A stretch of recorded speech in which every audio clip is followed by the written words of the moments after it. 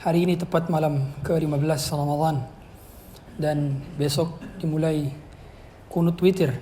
Jadi baru besok karena kunut witir dimulai di pertengahan akhir di bulan Ramadan, yaitu di malam ke-16. Karena malam ini malam ke-15 hingga nanti kami akan baca surat Al-Isra di juz ke-15. Surat Al-Isra merupakan salah satu surat favorit daripada banyak qari karena di sini berkisah tentang kemuliaan dan keagungan Quran. Diawali dengan subhanalladzi asra bi'abdihi laylan minal masjidil haram ila al-masjidil aqsa alladzi barakna hawlahu linuriyahu min ayatina innahu huwas samiul basir. Dari sini ayat ini berkenaan dengan Isra Mi'rajnya Rasulullah SAW ini perjalankan dari Baitul Haram ke Masjidil Aqsa kemudian menuju Sidratul Muntaha. Hampir-hampir berjumpa dengan Allah Subhanahu wa taala, hampir-hampir melihat Allah Subhanahu wa taala. Dan kondisi terdekat seorang hamba dengan Rabb-nya adalah ketika seorang tersebut jaraknya sedang berada di Sidratul Muntaha. Sehingga tatkala Rasulullah SAW menerima wahyu berupa perintah salat, yang langsung menuju Allah adalah Rasulullah SAW tanpa melalui malaikat Jibril kembali. Pada saat itu Jibril tidak sampai ke Sidratul Muntaha, tapi mempersilahkan Rasulullah untuk langsung berjumpa dengan Allah yang sedang pada saat itu yang sedang berada di arsy-Nya. Oleh karena itu, penting bagi kita untuk mengimani dan mengakidahi bahwa Allah berada di atas arsy, bukan Allah di mana-mana. Inilah akidah Ahlussunnah wal Jamaah.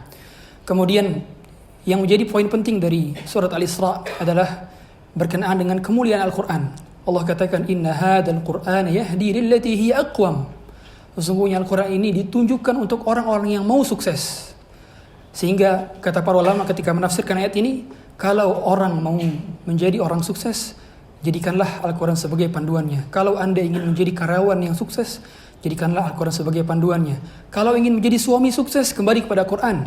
Menjadi pejabat sukses, kembali kepada Quran. Menjadi pemimpin yang sukses, kembali kepada Quran. Semuanya kesuksesan adalah dengan kembalinya kepada Al-Quran.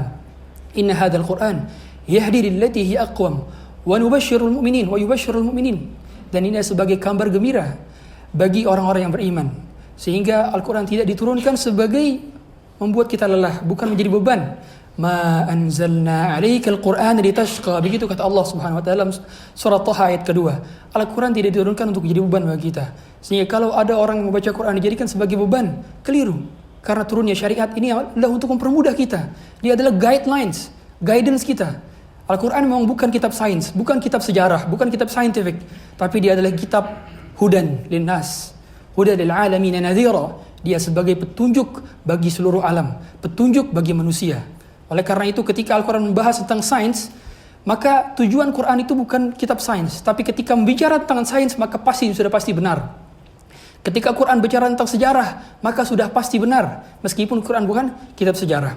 Kemudian juga dalam ayat ke-28, wa imma tu'radan 'anhum ibtigha'a rahmatin min rabbika tarjuha faqul lahum qawlan maysura.